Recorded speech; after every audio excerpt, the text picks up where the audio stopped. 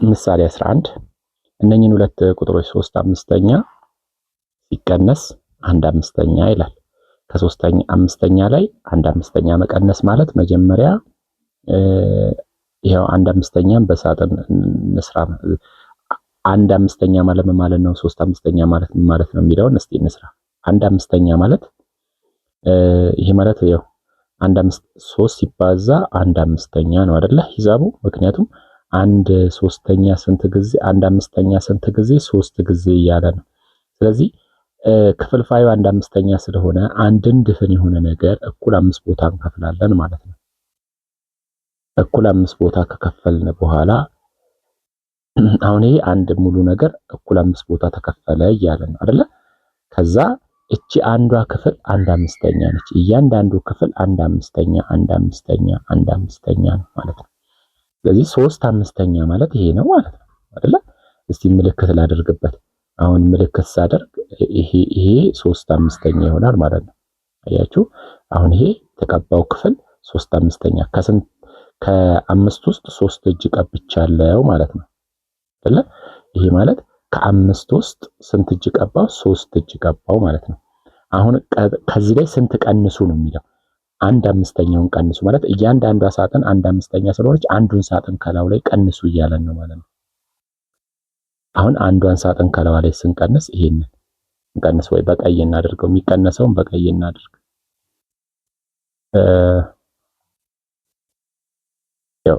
ኦኬ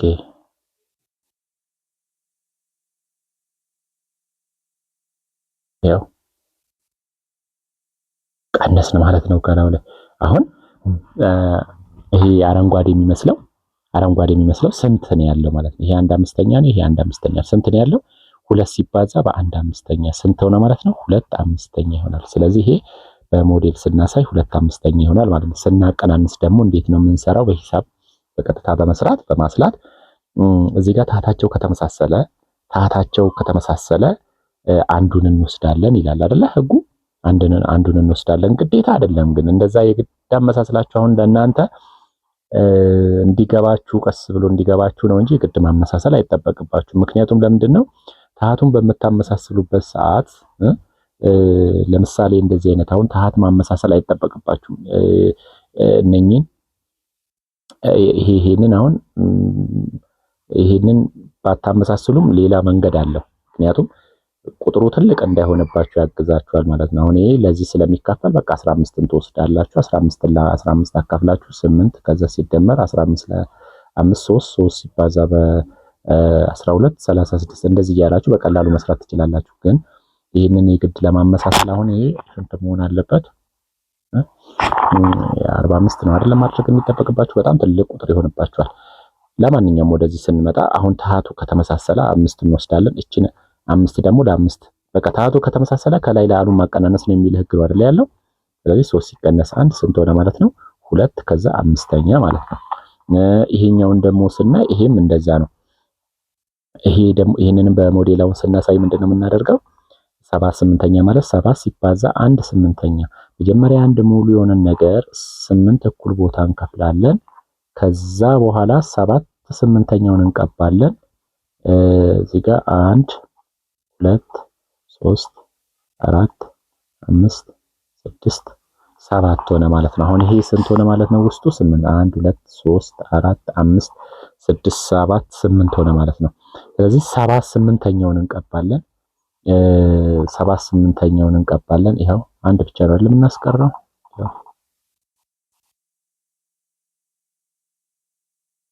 አሁን በቃ ምን ሆነ ማለት ነው? ይሄ 7/8ኛው ክፍል ተቀባ ማለት ነው። 7/8ኛው ከ8 ውስጥ 7ቱ ተቀባ ማለት ነው። አሁን ከዚህ ውስጥ 5/7ኛ ቀንሷል። 5/8ኛ 5 እጅ ከዚህ ውስጥ ወሰዷል። 1 2 3 4 5 ይሄንን አጥፉን እያለን ነው። 5ቱን ስናጠፋ ምንድነው የምናደርገው? አሁን ይሄንን በቀይ እንቀባዋለን ማለት ነው። አሁን ይሄንን 5ቱን በቀይ እንቀባዋለን ማለት ነው። አጠፋን እንደማለት ነው። ቀነስን እንደማለት ነው። አያችሁ ስንት ሆነ ማለት ነው? አሁን የቀረን ስንት ነው ጥያቄው? 2 አሁን 2/8ኛ ነው የቀረን ማለት ነው አይደለ? ያው 2/8ኛ እንዴት ነው የተሰራው? የጋራ 8 እንወስድና ከ7 ላይ 5 ማቀናነስ ማለት ነው 2 ይቀራል። ይኸው እዚህ ጋር እንዴት እንደተሰራ እዩ። እዚህ ጋር መጀመሪያ 3/5 ማለት ይኸው አንድን ድፍን የሆነ ነገር እኩል 5 ቦታ ከፈለ። ከዛ እያንዳንዷ ፓርት ስንት ነች? 1/5 እያለ ሄደ። ከዛ 1/5ኛን ከላው ላይ ቀንሱ አለ። 1/5ኛውን ቀንሱ ሲል ይሄንን ኤክስ ሲያደርግ ስንት ቀረ ነው? 2/5። እዚህ ጋር ደግሞ ከፈለጋችሁ ሳይድ ነው የምትቀንሱት። በዚህ ጋር ብትቀንሱ፣ በዚህ ጋር በፈለጋችሁ በዚህ ጋር መቀነስ ትችላላችሁ፣ በዚህ ጋር መቀነስ ትችላላችሁ። መጨረሻ ላይ ብቻ ምን ያልተነካው ምን ያህል ቀረ የሚለው ዋናው ሐሳብ ማለት ነው። እዚህ ጋር ምንድነው መጀመሪያ 78ኛ ማለት አንድን ሙሉ ነገር 8 እኩል ቦታ መክፈል፣ ከዛ እያንዳንዷን ፓርቲሽን 1/8ኛ ማለት፣ ከዛ 1/8ኛ ካልን በኋላ አሁን 7 እጁን መቀባት፣ 7ቱን ፓርት መቀባት፣ ከ8 ውስጥ 7ቱን መቀባት፣ ከዛ ሲቀነስ አለ 5ቱን ከላው ላይ ቀንሷል። አሁን እዚህ ጋር 1 2 3 4 5 5ቱ ከላው ላይ ሲቀነስ ስንት ተረፈ? 2 2 ሲባዛ በ1 8ኛ ይሆናል ማለት ነው። የተለያየ ታህት ያላቸውን ክፍልፋዮች መቀነስ ይላል። አሁን ታህታቸው እዚህ ጋር ይለያያል። ሁለት አይነት አካሄድ ነው ማሳያችሁ እዚህ ጋር። ስለዚህ አሁን ምንድነው የመጀመሪያው መንገድ፣ መጀመሪያው ቴክኒክ ይህንን እንወስዳለን። ይሄ ለዚህ ይካፈላል። ከተካፈለ እሰየው፣ በቃ እዚህ ጋር እሱን እንወስዳለን ማለት ነው። የመጀመሪያው መንገድ በቃ ይህንን ለዚህ ቼክ እናደርጋለን። 4 ለ2 ይካፈላል። አዎ ይካፈላል። በቃ 4 የጋራ ልውሰድ። 4 ለ4 ላካፍል። 4 ሲካፈል ለ4 ስንት ሆነ? 1። እቺን 1 ይዤ ከ7 ጋር አበዛታለሁ። 1 ሲባዛ በ7 7። ስለዚህ እዚህ ጋር 7 ሆናልኝ ማለት ነው። ቀጥሎ ደግሞ እዚህ ጋር መቀነስ ነው አይደለ ስሌቱ። ከዛ እዚህ ጋር ሲቀነስ አደርጋለሁ። ከዛ 4ን ደግሞ ለ2 አካፍላለሁ። 4 ሲካፈል ለ2 ደግሞ ስንት መጣልኝ? 2። እቺን 2 ይዤ እዚህ ጋር እመጣለሁ። 2 ሲባዛ በ1 ስንት ነው? 2። ከዛ ይሄንን 2 አደርጋለሁ። አሁን እዚህ ጋር ስንት መጣ ማለት ነው? 5 4ኛ መጣ ማለት ነው። እንግዲህ የመጀመሪያው መንገድ አሳይቻችኋለሁ አይደል? አሁን 7 4ኛ ሲቀነስ 1 2ኛ የሚለው ታህቱን በማመሳሰል ይሄንን በ2 2ኛ ይሄንን 4 4ኛ ለምን ታህታቸው እንዲመሳሰል 8 8 እንዲመጣልን።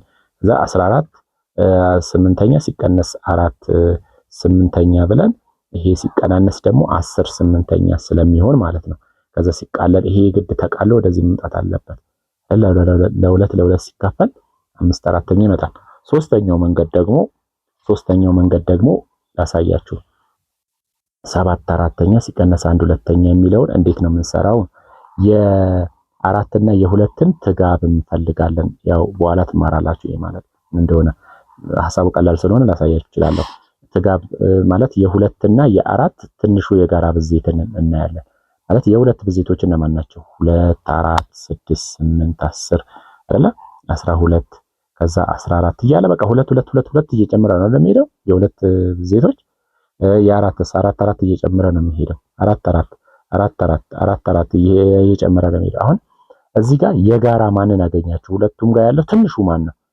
ሁለቱም ጋር ያለው ትንሹ አሁን 4 ነው ያለው ትንሹ። አሁን ለምሳሌ 8 አለ፣ አሁን 8 አለ፣ 12 አለ፣ ሌላ ደግሞ 16 ይኖራል፣ 20 ይኖራል። ገብታችኋል አይደል? ለአራት የሚካፈሉት በሙሉ ለሁለት ያለ ቀሪ ስለሚካፈሉ ማለት ነው። ስለዚህ ትንሹ ስንትን አገኛችሁ? 4። ስለዚህ 4ን ትወስዳላችሁ ማለት ነው። ከዛ 4ን ትወስዱና እንደቀድሙ ትቀጥላላችሁ ማለት ነው። እንደቀድሙ አሁን ለምሳሌ በቃ እንደቀድሙ መቀጠል 4 ሲካፈል ለ2 ስንት ነው? 4 ሲካፈል ለ4 1 ሲባዛ በ7 ከዛ 7 ሲቀነስ 4 ሲካፈል ለ2 2 ሲባዛ በ1 2 ከዛ ይሄ 2 ከዛ 5 4ኛ ይሆናል ማለት ነው። አያችሁ በተመሳሳይ ምንድነው አሁን እዚህ ጋር ለየት የሚያደርገው ነገር ምንድነው? መጀመሪያው ላይ ትልቁ ለትንሹ በማካፈል የጋራውን አካፋይ ወሰደን። አሁን ግን ቀጥታ በሂሳብ ሰርተን ትንሹ የጋራ ብዜትን ካገኘን በኋላ ሰራን ማለት ነው። ለዚህኛው ነው ሞር ይሄ እንትን የሚሰራው። ሶስተኛው መንገድ ደግሞ 7 4ኛ ሲቀነስ 1 2ኛ የሚለውን ዝም ብለን በገገመው እነኝን ሁለቱም ማባዛት፣ በቃ ዝም ብለን ማባዛት፣ ምንም አይነት ህግ አለመከተል ማለት ነው። በጭፍን ዝም ብሎ እነኝን ሁለቱን ማብዛት ስንት ሆነ? 8። በቃ አሁን ገላገለን። አሁን ይሄን 8 ደግሞ ለስንት እናካፍላለን? ለ4 ስንት ሆነ? 8 ሲካፈል ለ4 ስንት ሆነ? 2። እቺን 2 ይዘን በ7 እናበዛለን ስንት ሆነ? 14። አሁን 14 ሲቀነስ ቀጥሎ ደግሞ ይሄንን ለሁለት እናካፍላለን። 8 ሲካፈል ለሁለት ስንት ሆነ? 4። እቺን 4 ይዘን በአንድ እናበዛለን። ስንት ሆነ? 4። ስለዚህ 4 አሁን ከ14 ላይ 4 ሲቀነስ ስንት ነው? 10 8ኛ። ይሄ ደግሞ በዝቅተኛ ሂሳባዊ ቃል ማስቀመጥ አለባችሁ። ያ ማለት ለሁለት ትሞክራላችሁ። ከሁለት ትነሳላችሁ። ከሁለት ከዛ 3 ከዛ 5 ከዛ በቃ 7። ለነኚህ ካልተካፈለ እንኳን ብዙ ባትለፉ ጥሩ ነው። ለሁለት ትሞክራላችሁ፣ ለሶስት ትሞክራላችሁ፣ ለአምስት ትሞክራላችሁ። ለሁለት የሚካፈሉ ቁጥሮች እነማን ናቸው? ለሶስት የሚካፈሉ ያለ ቀሪ የሚካፈሉ፣ ለአምስት ያለ ቀሪ የሚካፈሉ ቁጥሮች እነማን ናቸው የሚለውን ደግሞ በደንብ ማወቅ አለባችሁ ማለት ነው። እዚህ ጋር ስንት ነው የምናደርገው ማለት ነው? ይሄን ለሁለት እንሞክራለን። ለሁለት ይሄዳል። አዎ። ስለዚህ ይሄ 5 ይሄ 4 በቃ የጋራ ከዚህ በኋላ የለም። 5 4ኛ ይሆናል ማለት ነው። ስለዚህ 4 መንገዶችን አየን አይደለ? ከዚህ ውስጥ ለእናንተ በጣም ቀላል የሚመስላችሁ የትኛው ነው? ምክንያቱም በአንድ መንገድ ብቻ ትጓዙ። እሺ፣ ምክንያቱም ከእናንተ ጋር ላይሄድ ይችላል። እናንተ አሁን የግድ አንዱን እንይዛለን ካላችሁ ማለት ነው ለእናንተ ላይስማማችሁ ይችላል። በቃ አይምሯችሁ ላይ ይቀበል ይችላል። የሆነ አመቺ ላይሆን ይችላል። ከእናንተ ጋር አይሄድም። ገብቷችኋል?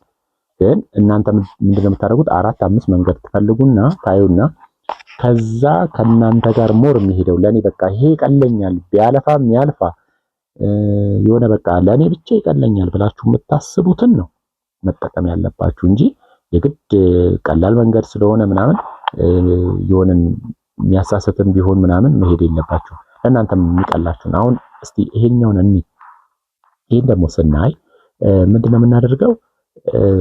በየትኛው እንስራ? አይ ሆፕ በማባዛቱ እንስራ። እስቲ በአራተኛው መንገድ ዝም ብለን በማባዛት በቃ ምንም አይነት ህግ የለም።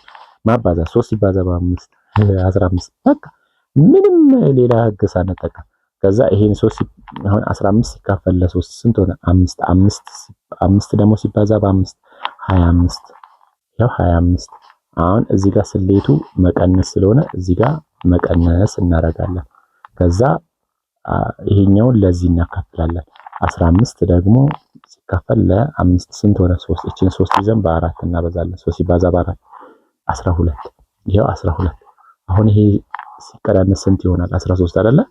አሁን ይሄ 13 ስንተኛ? 15ኛ። ይሄ 13 ብቸኛ ቁጥር ነው አይደል?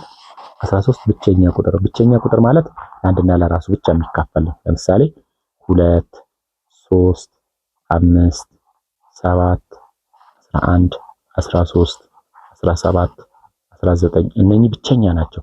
አሁን ለአንድና ለራሳቸው ብቻ ነው የሚካፈሉት። ብቸኛ የተባሉት ለዛ ነው።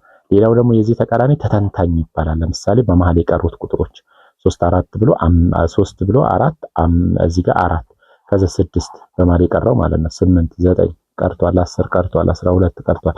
ለምንድን ነው ተተንታኝ የተባሉት? ይተነተናሉ። 2 ሲባዛ በ2 ይሄ 2 ሲባዛ 3 ይሄ 2 ሲባዛ 4 ይሄ 3 ሲባዛ 3 እንደዚህ ይተነተናል። ይሄ 2 ሲባዛ 5 ይሄ 2 ሲባዛ 3 ሲባዛ ስንት? 2 ማድረግ እንችላለን። ስለዚህ ተተነተነ ማለት ነው። በተለያዩ በብቸኛ ቁጥሮች ተተንትኗል ማለት ነው። ገብቷችኋል? ስለዚህ ብቸኛ ቁጥር ስለሆነ እንደዚህ ብቸኛ ቁጥር ካያችሁ በቃ መተው ነው፣ እንደዛው መተው ነው።